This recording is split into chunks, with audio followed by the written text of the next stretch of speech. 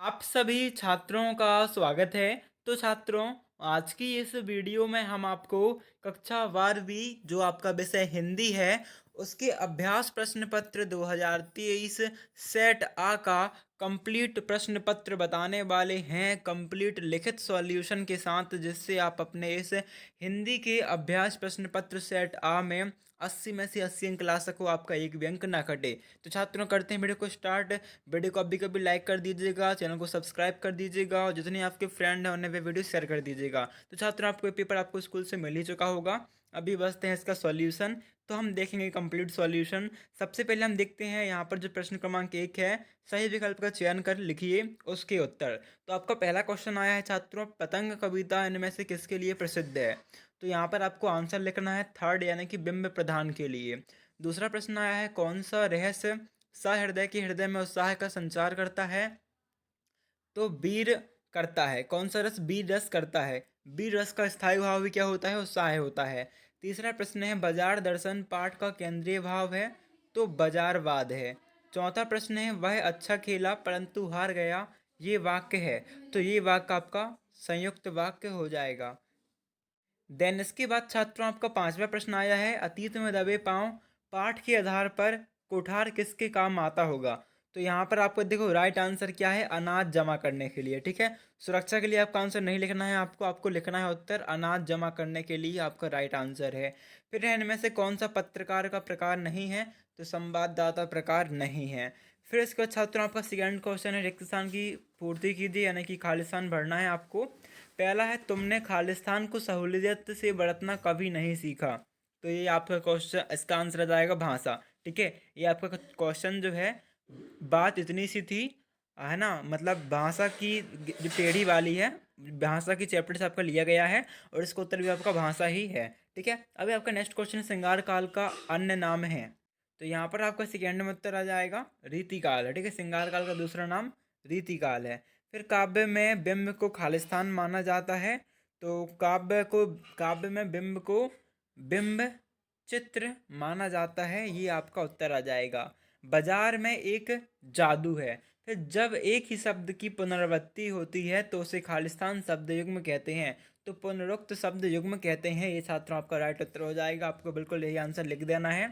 Six question है, आप लोगों को देखा देखी सेक्शन की घड़ी भी खालिस्तान हो गई है। तो देखा देखी सेक्शन की घड़ी भी सुस्त हो गई है, ये आपका राइट आंसर है। संपादकीय को खालिस्तान की आवाज़ माना जाता है, तो आम जनता की आवाज़ मानी जाती है, यही आपका राइट उत्तर है। बिल्कुल सभी सभी राइट उत्तर है, आपको सेम टू सेम उतार देना है। नेक्स्ट क्वेश्चन है, सही जोड़ी बनाकर लिखिए, मैच द कॉलम। स्तंभ आ में है, कविता के बहाने स्तंभ बा है। तो यहाँ पर आपका जो कविता के बहाने हैं, ये मैच हो जाएगा कुमार नारायण। ठीक है, इनकी रचना है जी। फिर महाकाव्य, तो महाकाव्य आपका महाकमायनी आ जाएगा, दूसरे नंबर पर आपको 8 लिखना है। तीसरा है भक्तिन, तो भक्तिन महादेवी वर्मा की रचना है।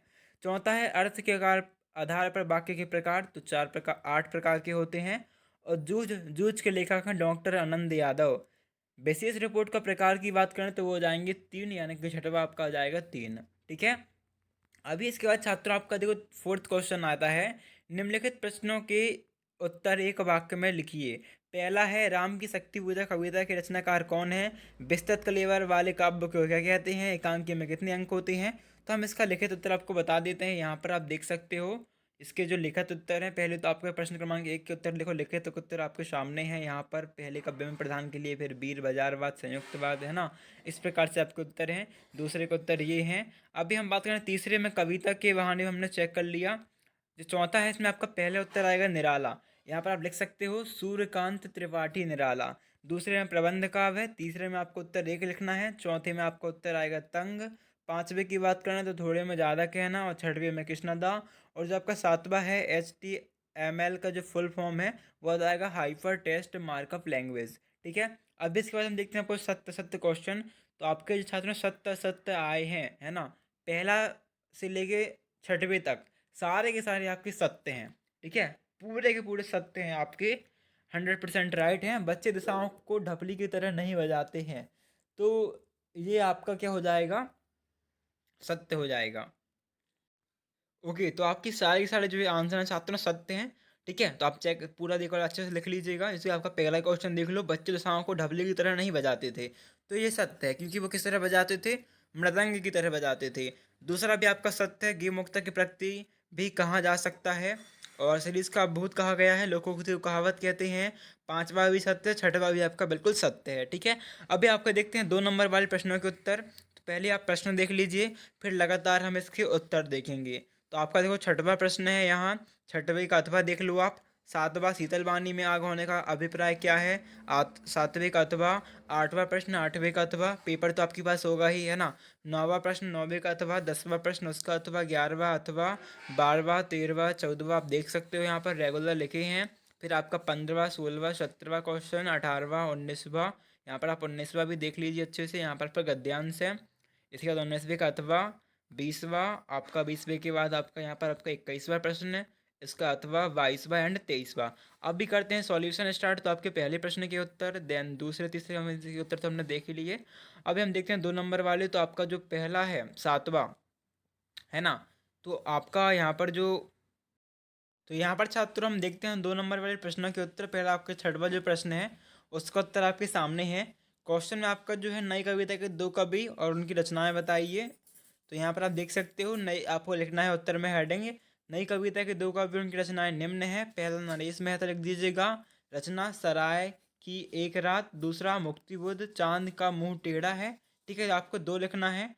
और यदि आप 3 भी लिख सकते हो कि धर्मवीर भारती अंधा युग। ठीक है, इसके बाद आपका नेक्स्ट क्वेश्चन आता है सातवां प्रश्न। तो यहाँ पर आप इसका उत्तर देख सकते हो, आपको साथ में उत्तर लिखना है। कवि हरिवंश राय बच्चन जी कहते हैं कि मेरे जीवन में अपार दुखों और बोझों से भरा है, मेरा जीवन संघर्षपूर्ण है। मैं अपनी शीतल वाणी में शोषक वर्गों के प्रति दरिद्रता का भाव रखता हूँ। ठीक है, इसके बाद आपका जो नेक्स्ट क्वेश्चन है प्रश्न क्रमांक 8, इसका उत्तर देख सकते हो।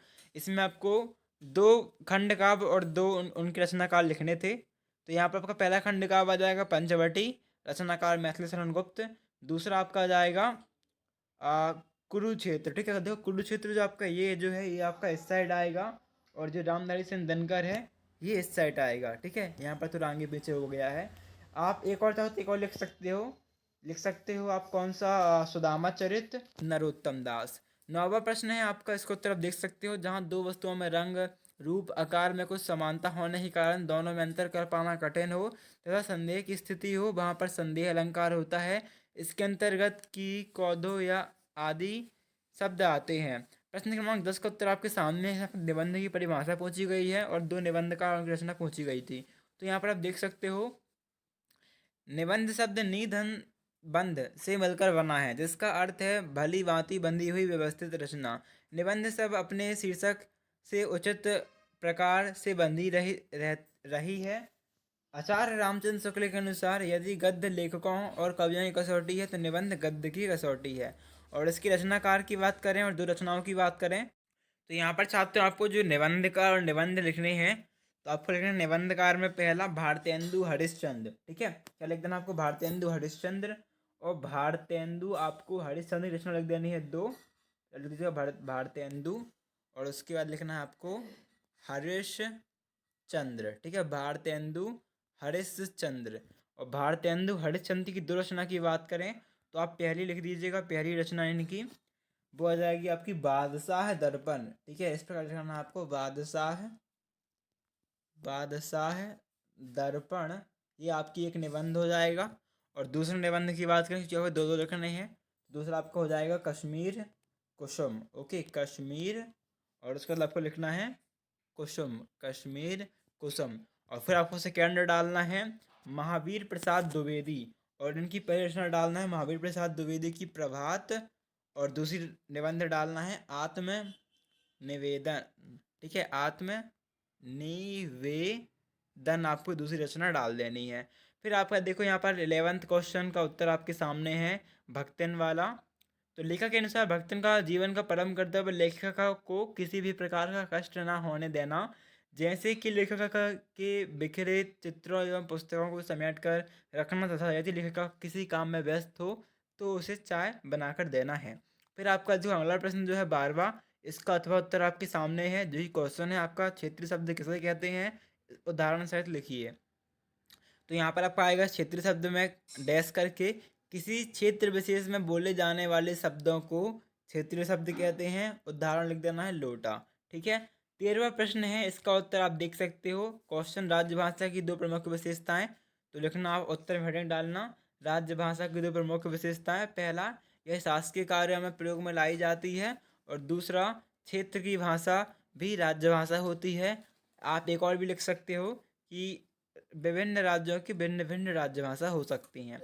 फिर है 14वां प्रश्न आपका, इसका उत्तर देख सकते हो आप। 14वें प्रश्न का उत्तर, लेखक ने मोहनजोदड़ो की सभ्यता को लो प्रोफाइल सभ्यता इसलिए कहा है कि सागर के अन्य स्थानों पर खुदाई करने पर वे राजतंत्र को प्रदर्शित करने वाली महत्व धर्म की ताकत दिखाने वाले पूजा स्थल, मूर्तियां तथा पिरामिड मिलते हैं।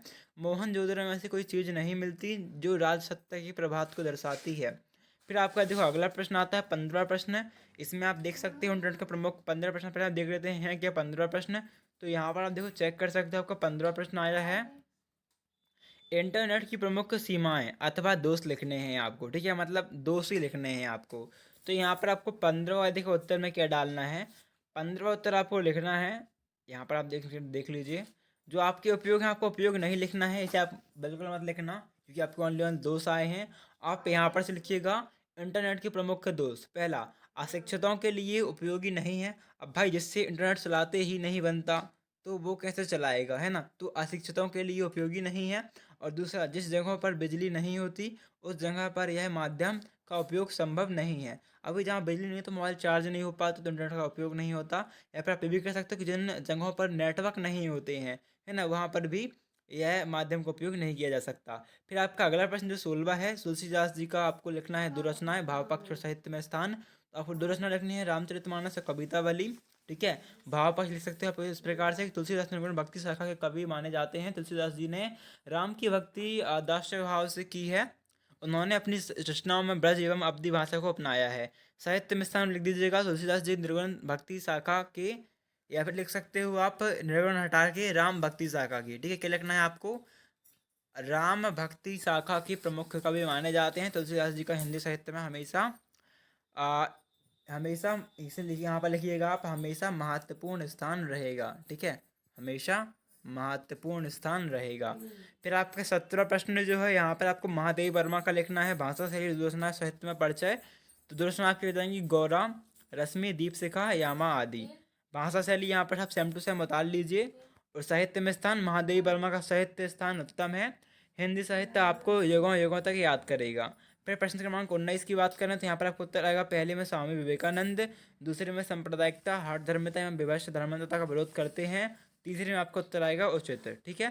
फिर आपका 22वां उत्तर की बात करें तो आपका आवेदन है जल के अनियमित आपूर्ति आपूर्ति हेतु पत्र। तो प्रति श्रीमान नगर पालिका अध्यक्ष महोदय जी, जिला जबलपुर, जहाँ पर भी आप रहते हो उस जिले को डाल दीजिएगा। विषय, जल की अनियमित आपूर्ति हेतु पत्र, महानुभाव में विजयनगर कॉलोनी, फिर जहाँ पर भी आप रहते हो, है ना, उस प्रकार से आप डाल सकते हो। और इस प्रकार लिख दीजिएगा पूरा पूरा मैटर कि जहाँ पर आप रहते हो वहाँ पर नाम डाल दीजिएगा। निवासी हूँ, यहाँ कई दिन से जल की नियमित रूप से पूर्ति नहीं हो रही है, यहाँ कई दिनों तक पानी आता ही नहीं, अतः नहीं आता, आता है तो कम मात्रा में आता है, पीने के पानी के लिए दूर दूर तक भटकना पड़ता है, अतः श्रीमान से निवेदन है कि जल की उचित व्यवस्था करवाने की कृपा करें। धन्यवाद, दिनांक डाल दीजिएगा। और हम कॉलोनी वासी जो भी जितने भी लोग हैं उनके नाम डाल दीजिएगा। ठीक है। फिर आपका डालना है सेकेंड प्रश्न क्रमांक 21 का उत्तर। यहाँ पर आपको संदर्भ देख सकते हो क्या लिखना है, इसका प्रसंग देख सकते हैं, व्याख्या भी यहाँ पर आपको लिखी हुई है, पूरी वीडियो पर उसको लिख सकते हो अच्छे से। यहाँ पर इसका विशेष लिखना है तो विशेष भी आप देख सकते हो। फिर इसके बाद अगर आपका 20वें प्रश्न का उत्तर इस प्रकार से है, संदर्भ लिखना आपको 20वें प्रश्न का संदर्भ यहाँ है, प्रसंग यहाँ है और व्याख्या यहाँ पर से आप पूरी की पूरी देख के लिख सकते हो। सौंदर्य बोध भी लिखना तो आपका ये नीचे लिखा हुआ है। इसके बाद आपका जो नेक्स्ट क्वेश्चन है 23वां प्रश्न, आपका क्या कहते हैं निबंध वाला।